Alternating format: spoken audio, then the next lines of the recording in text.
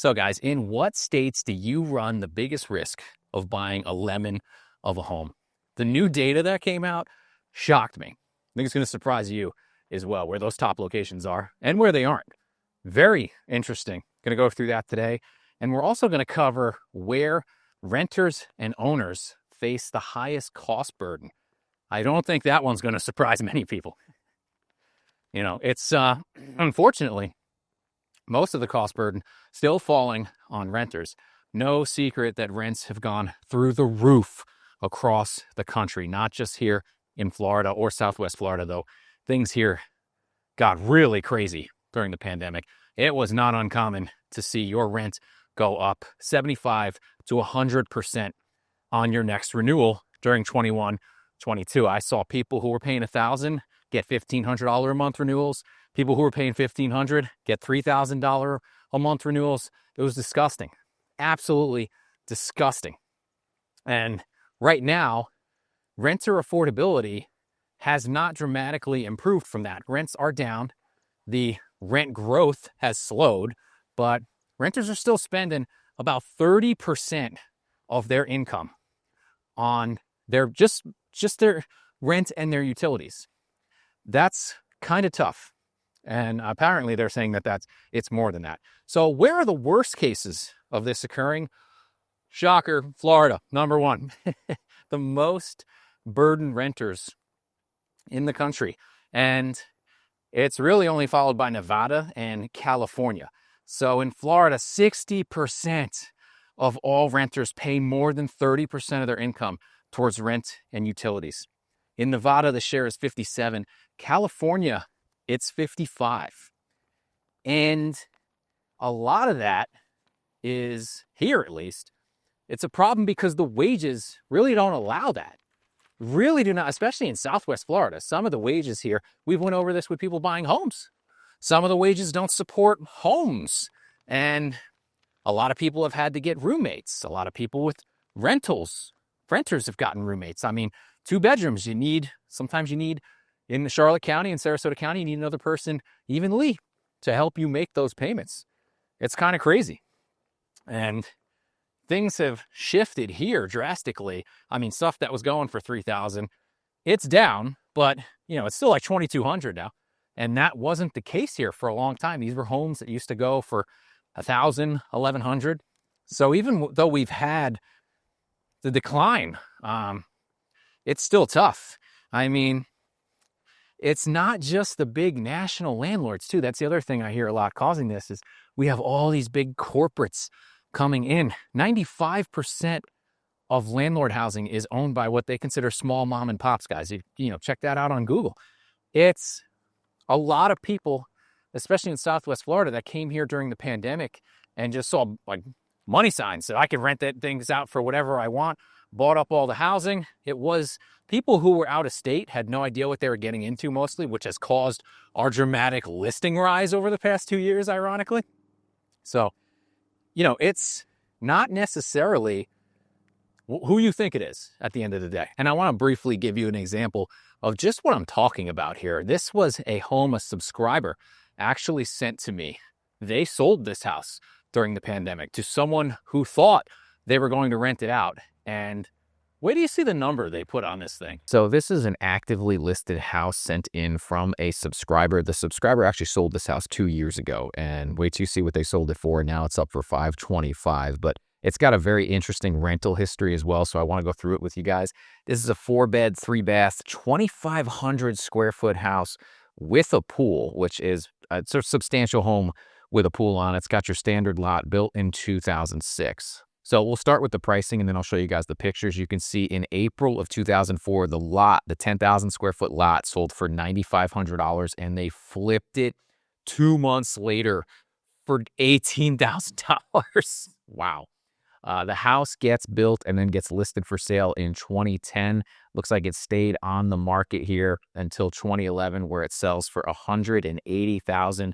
Comes back on the market 11 years later at $615 in the peak madness of the bubble. 2022 here, March 22. But even still, they don't get full price right away. Things were still slowing down a little bit then.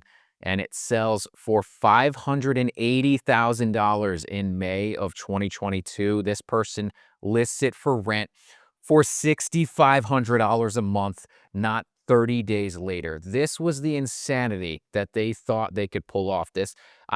Crazy. This house right now might rent for $3,000 a month, a little more. $6,500 they thought they could do. I don't know what, but that was the craziness right then. It didn't happen. Looks like they canceled the listing in September. I don't know what's been going on there for the subsequent 3 years, but now it's back on the market at $550,000 this April. So they took a $30,000 haircut from what they bought it for initially, and it's been dropped down to $525,000. So I don't know what kind of rental income they got in this period, but obviously, as you can see, sold for $580,000, and now it's down to $525,000. And I'm not sure that's going to get it done, but let's take a look at the pictures. And the reason I say that is I have sold triple lot pool homes built newer than this around Charlotte County for under $5,000. So, it's definitely a large house. The pool looks like it's in good condition, and, it's got the standard 2006 look to it, but I just don't know if that pricing is going to be what gets it done when there are double lot pool homes, if you look around Charlotte County, where you can get them from under $5,000. So $525,000 is tough. Looks clean. Again, I don't know if this was ever rented out. Looks like it's fully furnished. Don't know if somebody's living here. The previous listing was listed as a turnkey rental. But yeah, $6,000 a month. Somebody thought they could get for this, and it hasn't quite worked out. I like the roll down shutter there. That's nice. So even Zillow saying the rent estimate here about $33.59, half of what they thought they would get 3 years ago. And that's Zillow's being pretty generous, I think, because you're gonna have a hard time finding somebody that's gonna support that rent here. Estimated sales range for them is $483,000 to $533,000, feeling like it should be around $508,000. But yeah, here's the tail of the tape. Sells right here, $585,000. Does see a slight increase, according to this, even though those numbers don't seem to match up. There we go. Does see a slight price increase there, and then it's just, constant slide. But again, we're nowhere near here. If you look at 2020 to where we are now, there's still an enormous gap. It just, you bought right here is the problem. Nice garage. Yeah, it looks like a clean property, but again, it's just your standard lot there. So I don't know. What do you guys think about this? Let me know in the comments.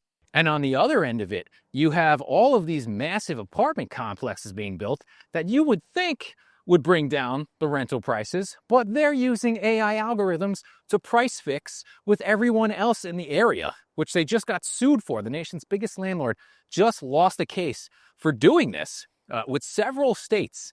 And they got what I think, fine-wise, was a slap on the wrist, because it was only a couple $1 million.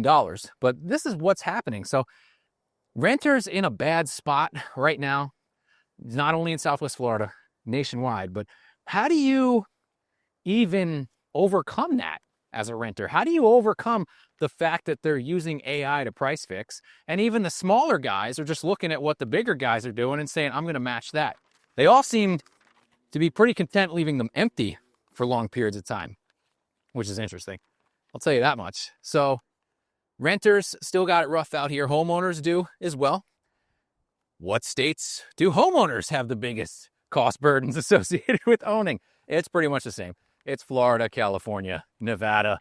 You got a couple of outliers in there like New York, of course. So not to be expected, but it's echoing exactly what the renter population is dealing with. And I get asked a lot about the cost burden here in Southwest Florida. It's not as bad as it was. We didn't get hit with a hurricane this year. That could change next year. Everything could be completely different with a storm. I don't know. But right now, things seem to have normalized a bit. Don't get me wrong. Taxes are way up. Insurance is way up from what it used to be. But I'm not seeing the massive jumps year over year that I used to see. Oh, that's a cute dog. He's a good boy. Just making sure I stay away from the house. Rightfully so. Some weird guy with a camera. They're out there playing.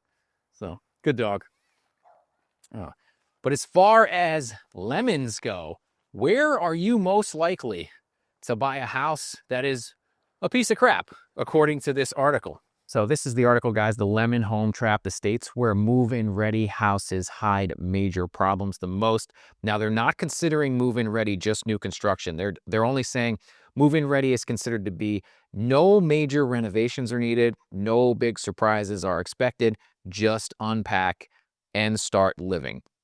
So they know that an untold number of unlucky buyers face this problem continuously, and with nearly half of all owner-occupied homes being built before 1980, according to the National Association of Home Builders, that's probably going to continue when the median home age is at least 41 years old. We talked about this in a recent video where Lowe's was predicting this is why they think they're going to be doing so well in the next couple of years, because people are going to have to remodel because they can't move thanks to interest rates. Now, obviously, in states with older housing, lemons are going to show up more often. And there's really nothing you can do, guys, once you buy them after your home inspection, unless you have like some solid evidence, usually that the seller concealed something, which is generally pretty hard.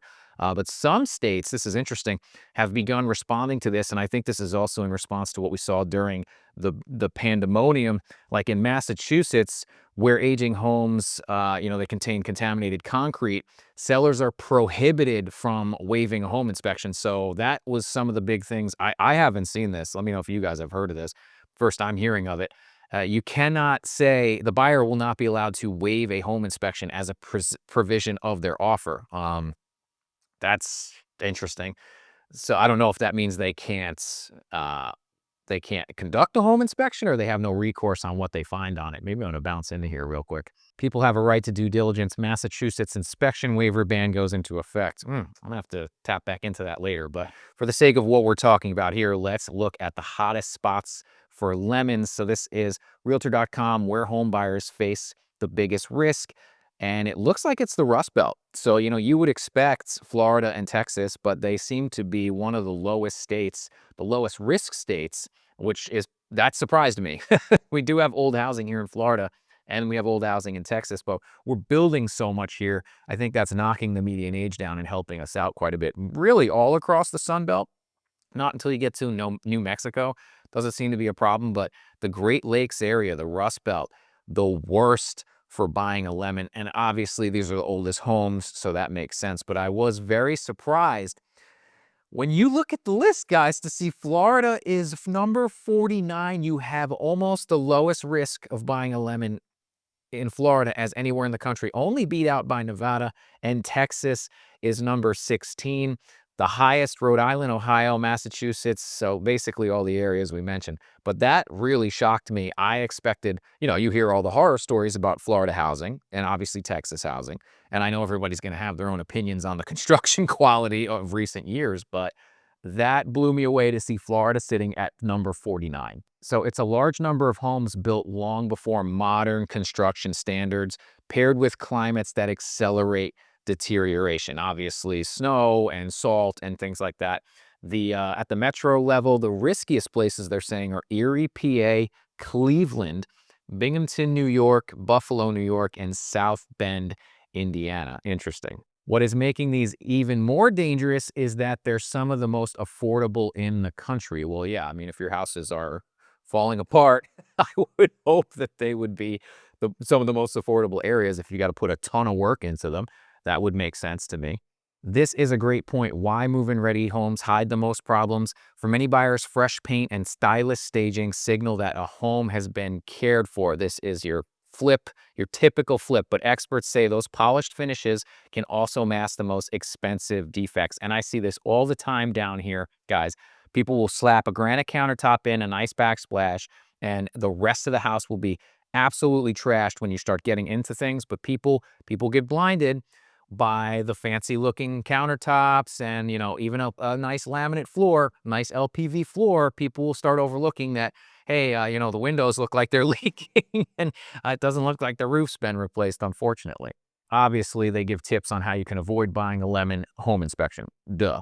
But according to the National Association of Realtors, as of today, as many as 1 in 5 home buyers waives the home inspection. Yikes. 20%. And home inspections are not infallible, guys. I mean, they're just people too. They miss things sometimes. But Wow, 20% of people waiving the home inspection. That's insanity. I do not want that to be normalized. That concerns me. I know that was the big push. It makes everybody's job in the transaction easier, but that's really scary stuff. What do you guys think about that? That's what I got for today, guys. If you like this video, give me a like, share, subscribe, and I'll see you next time.